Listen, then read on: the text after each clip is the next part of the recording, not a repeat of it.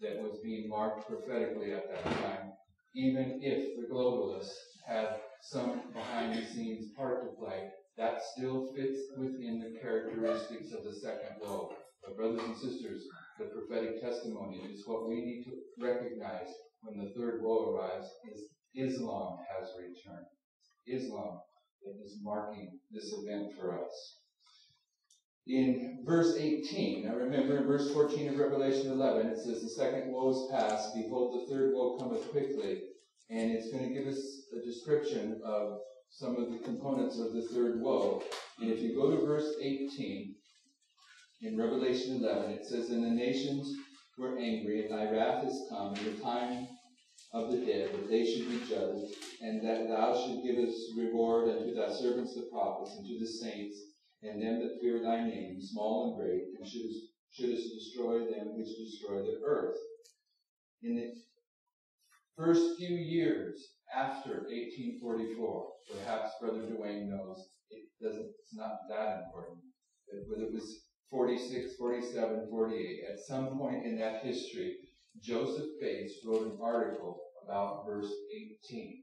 And he said that all of these events, the angering of the nations, the wrath of God, the time to judge the dead, the time to give the rewards, and destroy them that destroy the earth, that they're all descriptions of the same event. They take place at the same time.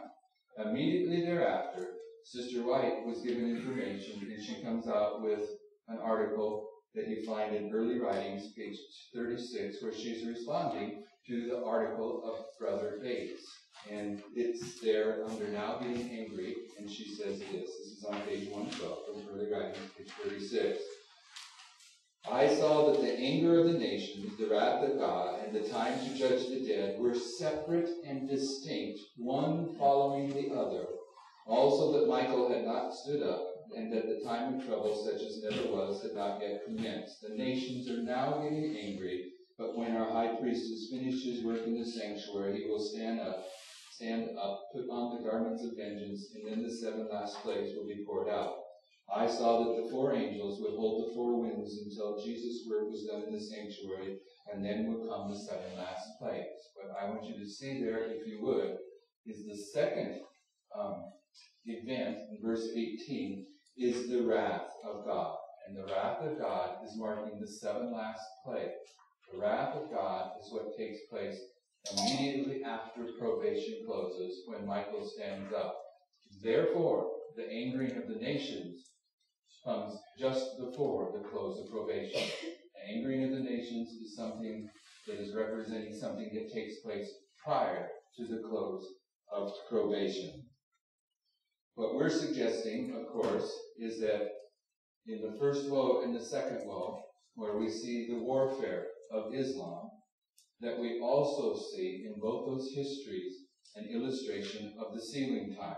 And we're suggesting that the angering of the nations of verse 18 is illustrating the role of Islam during the sealing time of the 144,000. We are suggesting that Islam is the power that angers the nations, and that this takes place during the sealing time of the 144,000. Whatever the angering of the nations is, as Seventh-day Adventists, it should be easy for us to understand that the sealing of the 144,000 takes place in the time period of the angering of the nations, because based upon verse 18, as soon as the angering of the nations concludes, probation closes. So we know the sealing time of the 144,000 concludes just before probation closes, correct? So whatever the angering of the nations is, it's an event that takes place during the sealing time. And the sealing time, another way to express this in Adventist terminology, is this is the time period of the judgment of the living. Right?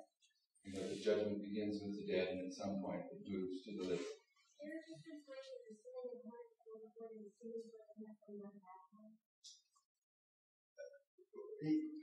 Yes and no.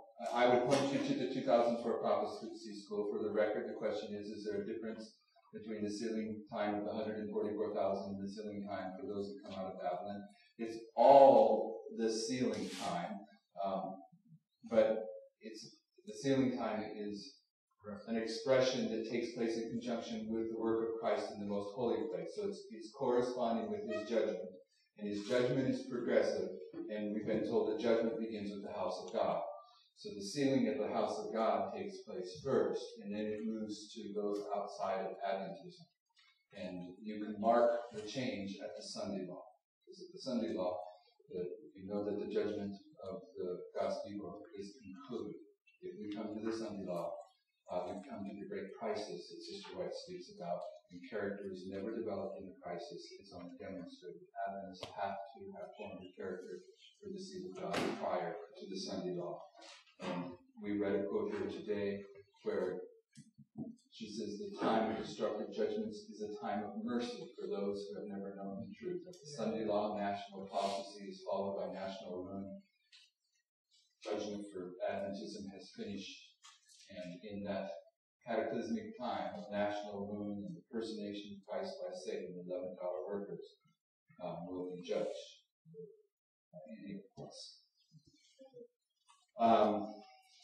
So we're suggesting that this is the time period of the fourth angel's message, right before probation closes, and in agreement with the reform movement lines that we dealt with earlier on. You'll see Daniel 9:25 there, where the work of Nehemiah, which was the fourth waymark in the history of the three decrees, that work was done even in troublous times. The streets and the walls would be built in troublous times.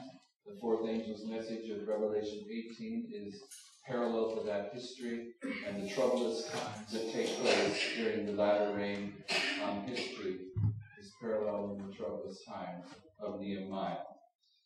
In Luke 21, which I think Brother Jamal gets to do, Luke 21 is a very fun presentation to do, so I'm aware of that. If you go to, I'm aware of it, but I don't get to do that.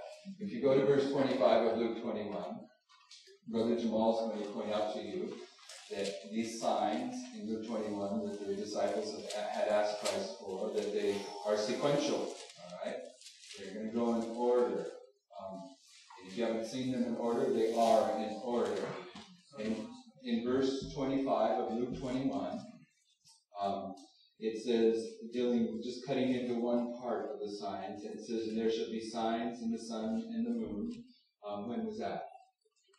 When was the dark day?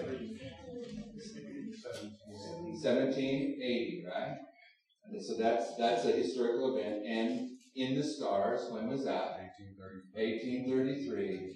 And upon the earth, distress of nations. And the distress of nations that took place in that time period of the Millerite history was the distress of nations that was being accomplished by Islam in connection with the fulfillment of the time prophecy of Revelation 9:15, identifying how long the Ottoman Empire would bring warfare against the armies of Rome.